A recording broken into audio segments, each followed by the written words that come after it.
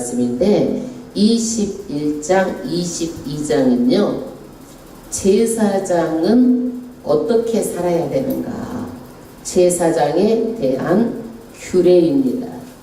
제사장에 대한 규례. 첫 번째, 일반 제사장은 어떻게 살아야 되는가 일반 제사장의 규례. 두 번째는 일반 제사장이 있지만 대제사장이 있어요. 대제사장에 대한 규례가 있어요. 일반 제사장은 여럿이지만 대제사장은 한 명이에요. 한 명. 그런데 제사장, 대제사장은 사람이 죽었을 경우에 어떻게 처신하는가가 21장 말씀이에요. 사람이 죽었을 때 어떻게 처신하는가. 말하자면 내 부모가 죽고 내 형제가 죽고 내 권력 지친 자녀가 죽고 이랬을 때 그 시신을 앞에서 우리가 어떻게 해야 되는 건가 제사장 이걸 얘기하는 거예요. 그리고 제사장은 거룩하잖아요. 그러면 제사장의 가정을 어떻게 꾸려야 되는가 경건한 가정을 꾸리기 위해서 그 다음에 제사장은 경건한 가정을 꾸리기 위해서 어떻게 하라고 명령이 나와 있고 대제사장도 마찬가지예요. 말하자면 부모가 죽었을 때 너희는 어떻게 해야 될 것인가. 그 다음에 가정을 꾸리기 위해서는 경건한 가정을 꾸려야 되는데 어떤 사람하고 결혼하라는 거죠. 그리고 나서 하나님은요 제사장 가문에 태어났다 할지라도 제사장이 못 되는 사람이 있어요. 어떤 사람들 신체가 말하자면 신체가 어떤 장애가 있는 사람들은 제사장이 못 돼요.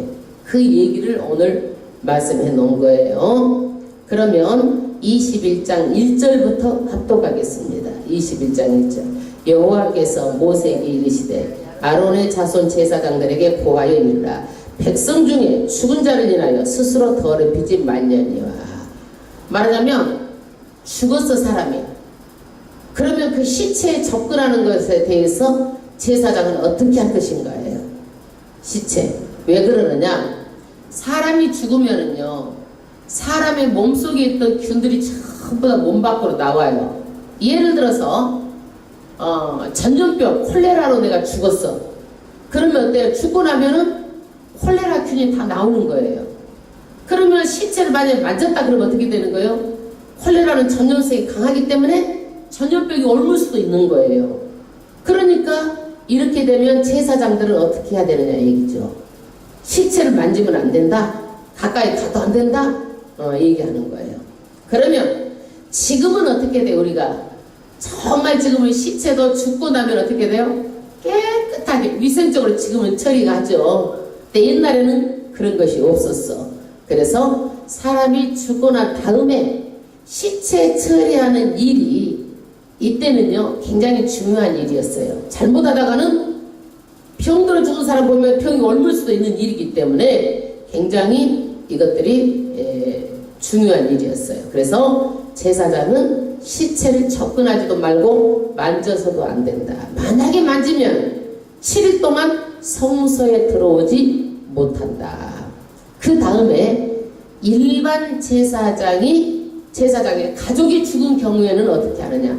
대제사장이 아니고 일반 제사장의 가족이 죽은 경우를 2절에 말하고 있어요. 권력 지친인 부모나 자녀나 형제나 출가하지 아니한 처녀인 친자매로 인하여 몸을 더럽힐 수 있느니라. 말하자면 일반 제사장은 권력 지친 부모, 자녀, 형제, 출가하지 아니한 처녀, 친자매 이럴 때는요 참여할 수 있어요. 만져도 되고 매장지까지 가는 것이 허락돼요. 예. 그러나 4절 제사장은 백성의 어른인즉 스스로 더럽혀 욕되게 하지 말라. 그래서 스스로 이렇게 사람이 죽었다 그래가지고 시체를 막 만지고 이렇게 하는 것은 안 된다. 그 다음에 그러면 이제 어떻게 하라는 얘기예요? 지금은 어떻게 해요? 제사장 목사들이 시체 만져도 돼요? 안 돼요? 안 될 게 없어요. 안 될 게 없어요. 그래서 이 교리를 적용을 할 때는요, 이거는 구약만을 말하는 거예요. 그래서 이 문자에 매이면 절대 목사는 어떻게 시체 만지면 안 되잖아요. 돼요? 안 돼요? 이 문자대로는 안 되는 거죠. 그런데 구약은 하나님의 계시가 완성되지 않고 완벽하지가 않아요. 쉽게 말하자면, 예를 들어서 말하자면 우리가 집을 지으면 처음에 막 기초 공사를 하잖아요. 그리고 집이 다 완성이 안 되잖아요. 그러면 옆에다 막 판자떼기도 막 갖다 붙이고 그러죠. 근데 집이 완성되면 어때요? 옆에 있는 판자는 어떻게 다 뜯어내고 집이 이제 이렇게 올라가죠. 그래서 구약은 집을 짓는 것에 말하자면 기초 작업에 불과해요. 그러니까 신약에 완성된 계시를 보고 다시 구약이 해석되어져야 돼요. 그러면 구약에는 피위생적이므로 만약에 시체를 만져서 전염될 수도 있고 균이나 전염될 수도 있고 그렇기 때문에 만지지 말라고 그랬지만 지금은 위생적으로 잘 처리함으로 지금은 어때요? 괜찮다라는 얘기예요. 괜찮다는 얘기예요. 그러나 구약 때는 이것을 철저히 금지시켰다. 그 다음에 5절 합독하겠습니다. 제사장들은 머리털을 깎아 대머리 같게 하지 말며 그 수염 양편을 깎지 말며 살을 베지 말고 이제 신체 몸을 아주 성결하게 해야 되는데 우상 숭배를 하는 그때 그 이교도들은요 머리도 깎고 막 대머리같이 밀기도 하고 그랬어요. 이상한 헤어스타일 했어요. 그러는데 하나님을 믿는 하나님의 거룩한 제사장들은 이교도들이 하는 이렇게 막 머리를 대머리같이 하고 이상하게 그렇게 경건하게 보이지 않는 이런 짓을 하지 말라는 거죠. 그 다음에 수염을 양편으로 깎지 말고, 그러니까 수염을 지금 유대인들 보면은요, 그 유대교들 보면은요, 유대교 제사장들은 더 막 수염이 이렇게 나 있어요. 왜 그러냐면 이 말씀 때문에 안 깎는 거예요. 이 말씀 때문에 안 깎고 다녀요. 그러나 그때 고되고 지금 이걸 문자적으로 해석할 것인가? 문자적으로 해석하면 수염을 안 깎아야 맞겠죠. 그런데 우리 목사들 다 수염 다 깎고 다니잖아요. 그래 안 그래요? 남자 목사들. 그러니까 이거는 문자적인 것보다도 정말 거룩하고 단정하게 하나님 앞에 서라는 얘기지, 이것을 가지고 수염을 길게 늘어뜨리는 게 막 잘 믿는 게 아니란 얘기예요. 그 다음에 살을 베지 말고, 그래서 몸을 상하는 일은 금지시켰어요. 몸을 상하게 하는 일은 금지시켰어요. 이것들은 다 이교도들이 하는 그런 일들이에요. 그 다음에 6절 그 하나님에 대하여 거룩하고 그 하나님의 이름을 욕되게 하지 말 것이며 그들은 여호와의 하제 곧 하나님의 식물을 드리는 자인즉 거룩할 것이라. 말하자면 제사장들은요 하나님 앞에서 거룩하고 잘못하면 하나님의 이름을 욕되게 하기 때문에 이 사람들은 절대로 하나님을 욕되게 하는 그런 외모도 하지 말고, 그리고 하나님 앞에 어때요? 제사를 드리기 때문에 항상 거룩한 그런 외모를 해야 된다라고 말하고 있어요. 그 다음에 7절 제사장의 가정생활 결혼 조건에 대해서 7절을 말하고 있어요. 그들은 희생이나 부족한 여인을 취하지 말 것이며 이혼당한 여인을 취하지 말지니 이는 그가 여호와 함께 거룩한 이니라. 말하자면 제사장이 희생하고 결혼했다고 생각해 보세요. 그러면 제사장이 어떡하겠어요? 경건하지 못한 가정으로 볼 수 있잖아요. 상대방이 봤을 때. 말하자면 제사장이 술집에 다니는 여자하고 결혼했다고 한번 생각을 해보세요. 어떻게 되겠나. 그래서 이렇게 절대로 제사장의 그 와이프도 말하자면 덕이 될 만큼 그렇게 해야지 막 기생 부정한 사람 이런 사람하고 결혼한 것을 금했어요. 그 다음에 8절 너는 그를 누구예요? 제사장을 거룩하게 하라. 그는 내 하나님의 식물을 드림이니라. 왜 제사장에게 거룩하게 하라고 그래요? 제사장은 하나님의 일을 하는 사람이므로 거룩하게 해야 된다. 그리고 거룩하게 여기는 마음이 있어야 된다. 옆집 아저씨처럼 옆집 아줌마처럼 이렇게 함부로 생각하면 안 된다. 왜 그런다고 그랬어요? 하나님의 일을 하는 사람이기 때문에 너희는 거룩하게 여기라는 거죠. 너는 그를 거룩히 여기라. 나 여호와 너희를 거룩하게 하는 자는 거룩함이니라. 그래서 하나님도 거룩하기 때문에 제사장도 거룩하게 여기라는 거죠.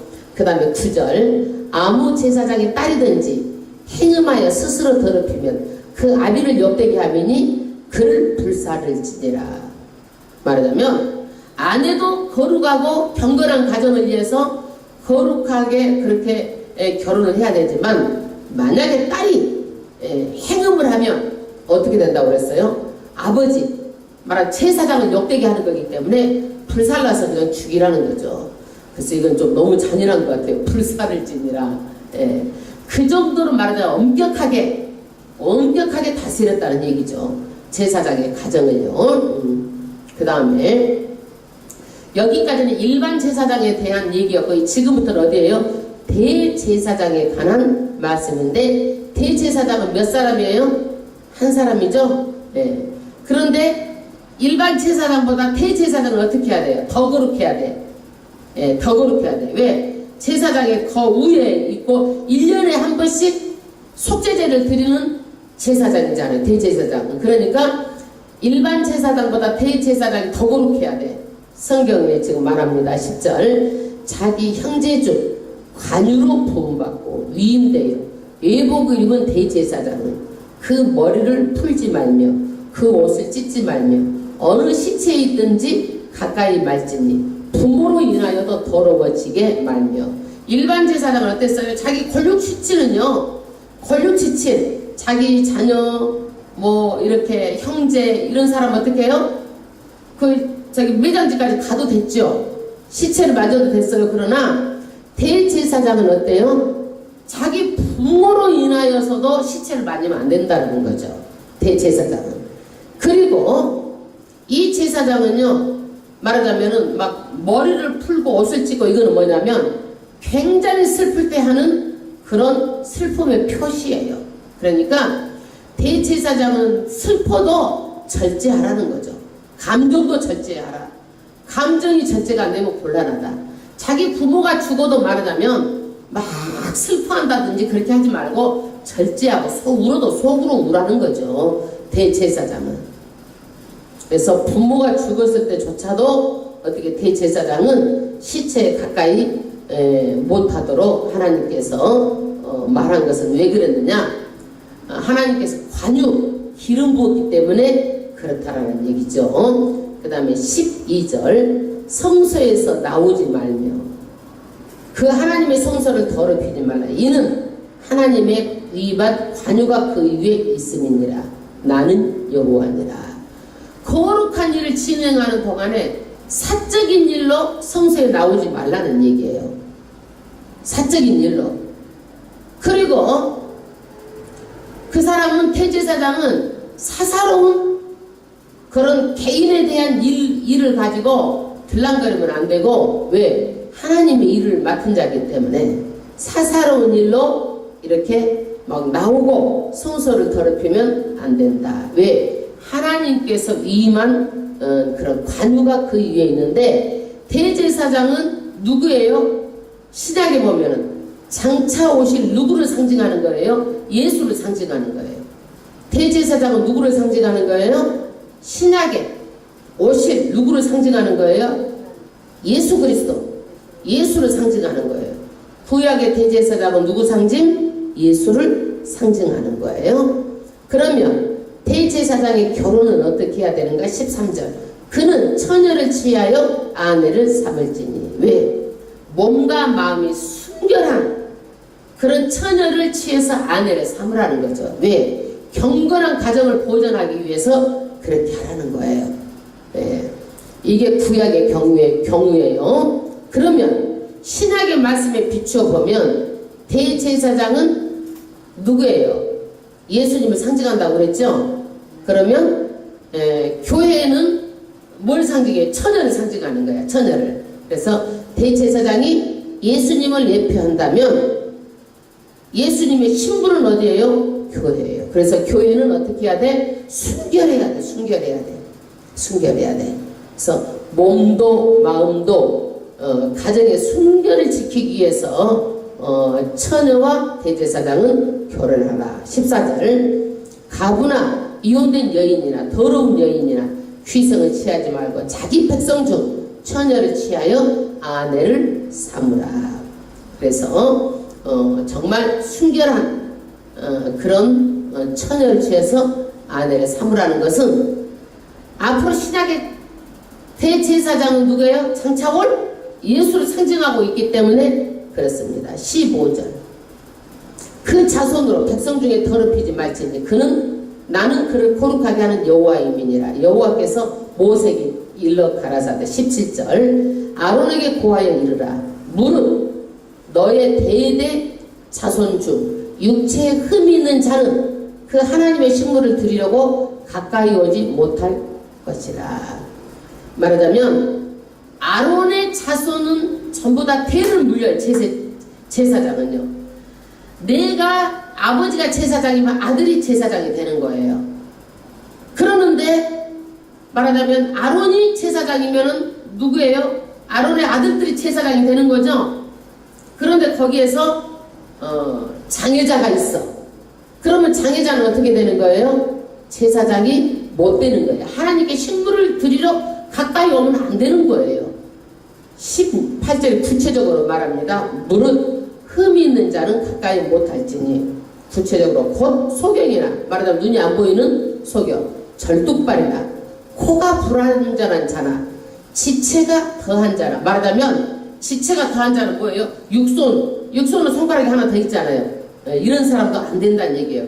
하나님 앞에 제사장이 될 수 없다는 얘기예요. 19절. 발 부러지는 자나 손 부러지는 자나 꼽사등이나 난장이나 눈에 백막이 있는 자나 괴혈병이나 버짐이 있는 자나 불알 상한 자나. 그 다음 21절. 제사장 아론의 자손 중에 흠이 있는 자는 나와 여호와의 화제를 드리지 못할지니 그는 흠이 있은즉 나와 하나님의 식물을 드리지 못하느니라. 다시 말해서 장애자는 아론의 아들이라 할지라도 어떻게 돼? 제사장의 직무를 수행한다, 수행할 수 없다? 수행하지 못한다. 제사장 노릇을 할 수 없다. 구약의 제사장은요, 신체가 온전해야지만이 제사장이 될 수 있어요. 왜 그래요? 대제사장은 장차 오실 예수를 대표하기 때문에, 이제 쩔뚝발이 흠이 없어야 된다는 얘기죠. 흠이 없어야 된다. 그런데 구약의 율법적인 사고 방식으로 이분은 이제 뭐 눈이 안 보이는 분이 지금은 안 보이는 분도 목사도 하죠. 다리가 저러도 목사해요, 안 해요? 해요. 오늘은요. 그러면 구약이 이 말씀대로 한다고 그러면 못해야 맞잖아요. 근데 왜 하느냐 이거죠. 이것을 우리는 어떻게 성경을 볼 것인가. 이거 신약에 적용해보면은요, 이 시대는요, 마음의 장애가 더 문제라는 거죠. 신체의 장애는 그렇게 문제가 안 된다는 얘기예요. 구약에는요, 소나 양, 재물이 더 중요했어요. 신약에는 뭐가 더 중요해요? 영적인 예배가 더 중요한 거예요. 그래서 마음으로 드려지는 예배가 더 중요하다. 그러므로 몸이 어디가 신체가 불구가 있다 할지라도 지금은 신약에 와서는요, 어떻게 돼요? 목사도 할 수 있고 하나님의 일을 할 수 있다. 그러나 구약에서는 그런 율법주의적인 것에 하면 하나님의 말씀을 어떻게 말씀해 보면 구약에서는 제사장의 직무를 수행할 수 없도록 했다. 그 다음에 22절 그는 하나님의 식물의 지성물이든지 성물이든지 먹을 것이나 장 안에 들어가지 못할 것이요 단에 가까이 못할지니 이는 그가 험이 있습니다. 그러나 장애자이지만 제사장의 아들은 어떻게 돼요? 지성물을 먹게 되는 거예요. 지성물. 말하자면 사람들이 가지고 온 11조에 대한 그런 것들이라든지 제사장이 먹어야 될 그런 것들을 어떻게 아들도 다 먹을 수 있다. 그러나 어디는 못 들어가요? 장. 말하자면 성소에 가까이 가지는 못한다. 이유가 뭐예요? 이유가 흠이 있기 때문에. 그러면 하나님은 장애자를 불쌍히 여기라고 그래놓고 하나님은 차별하시는가? 차별해요? 차별하지 않습니다. 왜 그러느냐? 말하자면 흠이 있으면 제사장의 직무를 보는데 기능이 떨어지죠. 그러니까 제사장으로서 제한을 둔 것 같습니다. 그래서 말하자면 시력이 안 보이는데 어떻게 제사장의 직무를 하겠어요? 만약에 다리가 저는데 어떻게 제사장의 직무를 하겠어요? 그래서 아마 제사장의 직무를 보는데 기능이 떨어짐으로 이렇게 제한을 둔 것 같아요. 그러나 지금은 시력이 없어도 점자로 전부 다 손으로 읽어서 말할 수 있잖아요. 또 지금은 어때요? 다리가 저러도 우리가 동물을 잡아서 드리는 게 아니잖아요. 입으로 말로 하나님께 예배를 드리는 거잖아요. 그러니까 지금은 이렇게 험이 있다 할지라도 신체적으로 험이 있고 장애가 있다 할지라도 우리가 목사가 또 될 수 있고 될 수 있어요. 그런데 그전에는 이 말씀 때문에요. 신학대학교에서도 그런 사람들 오면은요 떨어뜨렸어. 그냥 면접에서. 왜? 이 말씀 때문에 떨어뜨린 거야. 그래서 이 말씀을 지금 우리는 어떻게 현실을 받아들이고 볼 것인가를 해석을 잘해야 돼. 안 그러면은 이 말씀에 묶여가지고 막 장애자도 이거 들어오면 안 되잖아요. 성소에 오지 못하게 하면 되겠어? 장애자도 와야 맞는 거죠. 그 다음에 이와 같이 그가 나의 성소를 더럽히지 못할 것은 나는 그들을 거룩하게 하는 여호와의 민이라. 24절 모세가 이대로 아론과 그 아들들과 온 이스라엘 자손에게 고하였더라. 그래서 구약의 제사장은요 거룩해야 돼요.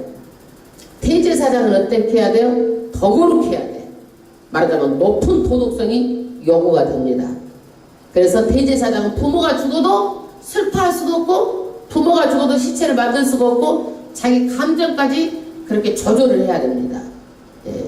그러면 오늘 이 말씀이 그럼 제사장만 거룩하고 성도들은 어떻게? 좀 안 거룩해도 돼요? 안 거룩해도 될까요? 그렇지 않아요. 오늘은 성도가 뭐예요? 성도도 일반 성도도 어때요? 하나님의 자녀잖아요. 일반 성도도 어때요? 하나님의 자녀야. 그러므로 일반 성도도 거룩해야 되는 거예요. 거룩해야 돼. 그래서 세상 사람과 달라야 되고 가정도 달라야 되고 저 사람 뭔가 다르다. 달라져야 돼요. 믿지 않는 가정과 달라야 돼요. 자기의 영혼뿐만 아니라 몸까지 거룩하게 유지해야 돼요. 그래서 자기가 잘못하는 것 때문에 세상 사람들로부터 하나님을 욕되게 하는 일이 없도록까지 우리는 거룩하게 해야 돼요. 그래서 우리가 현대 이것을 적용해 보면 일반 성도가 만약 잘못했어. 막 신문에 뉴스가 나왔어. 잘못해가지고. 그럼 어때요? 아이고 예수 믿는 사람들이 누구한테 욕을 하나님께 욕을 영광을 돌리는 게 아니라 하나님 욕먹이는 거죠. 근데 목사가 잘못해가지고 이제 막 뉴스에라든지 나오면 어떻게 돼요? 사람들이 난리가 나죠. 목사가 그럴 수가 있느냐? 화제가 되는 거죠. 그래서 목사는 더 높은 그런 도덕적인 그런 수준에 있어야 돼요. 그래야 하나님의 영광을 돌리는 거예요.